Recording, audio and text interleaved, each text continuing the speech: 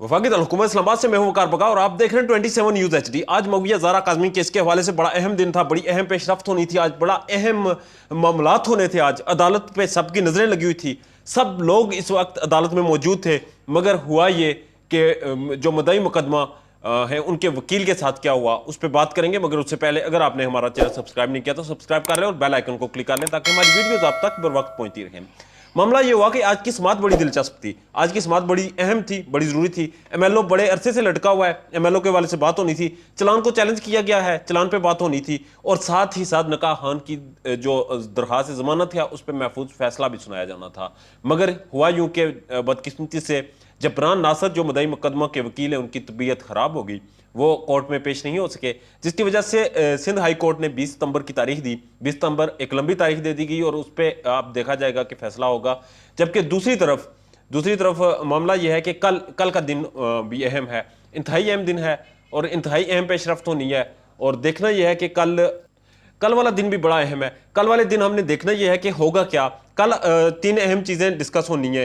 कल ज़हीर और शबीर की ज़मानत का फैसला होना है, उन्होंने दरखास्त दी हुई है। एक जाली झूठे और प्रोपगंडा बेस्ड उन्होंने ग्राउंड बनाए हुए हैं, उन पर बात होनी है। साथ साथ 164 और मुलाकात का जो फैसला महफूज है उसको भी सुनाना है। 164 यानी कि बच्ची के बयानात और ये सारी चीज़ें अहम है। कल का दिन बड़ा अहम है। कल का दिन पे तकरीबन तमाम लोगों की नज़रें इस केस पे लगी होंगी।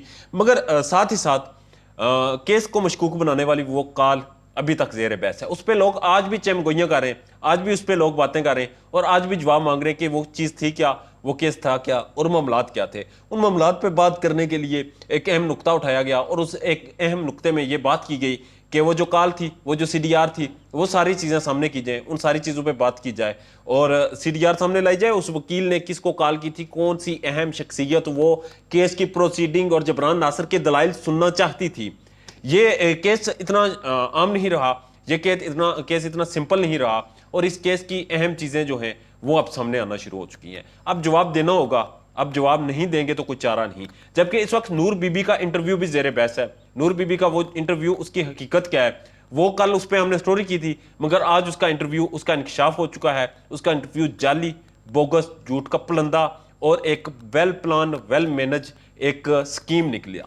वो स्कीम बुरी तरह से नाकाम होगी, वो स्कीम बुरी तरह से एक्सपोज हो गई। अब देखना यह है कि आगे क्या होता है, क्या नूर बीबी को पकड़ा जाता है या नहीं। इन्होंने इंटरव्यू सामने लाया और दिखाने की यह कोशिश की कि नूर बीबी अपने घर में मौजूद है, वो बड़ी बासर है, उसे कोई पकड़ नहीं सकता।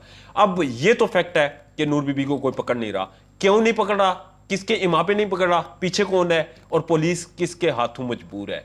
केस को लटकाया जा सकता है, केस को लंबा किया जा सकता है, केस को तूल दिया जा सकता है, मगर केस को खत्म नहीं किया जा सकता। केस इस वक्त इस स्टेज पे पहुंच चुका है, आप लोगों के फॉलोवर की वजह से, आप लोगों का इस केस का पीछा करने की वजह से और आप लोगों के इंटरेस्ट की वजह से केस ये जमीन से आसमान तक पहुंच चुका है। अब देखना यह है कि इस केस को किस तरह से डील किया जाता है। इस केस का फैसला जल्द या बदेर मेहदी काज़मी के हक में आएगा। ये जो है ये नोश्ता दीवार पे लिखा जा चुका है। अब बात यह है कि मेहदी काज़मी के पास तमाम सबूत मौजूद है, तमाम एविडेंस मेहदी काज़मी के मौक़िफ़ के हक में है। तो ये कैसे मुमकिन है कि इस मुल्क की अदालतें, इस मुल्क का आइन, इस मुल्क का कानून एविडेंस, सबूतों और गवाहों की रोशनी में किसी और के हक में फैसला सुना दें। ये चीज़ें क्लियर हैं। अब इस केस को लटकाया जा रहा है, जितना मर्जी लटकाते हैं लटका लें, क्योंकि लटकाने से अब इन्हीं का अपना नुकसान है, क्योंकि इसमें उन्हीं का घाटा है, किसी और का कुछ नहीं जाता। अपना ढेर ज़्यादा ख्याल रखिएगा और हमारे चैनल का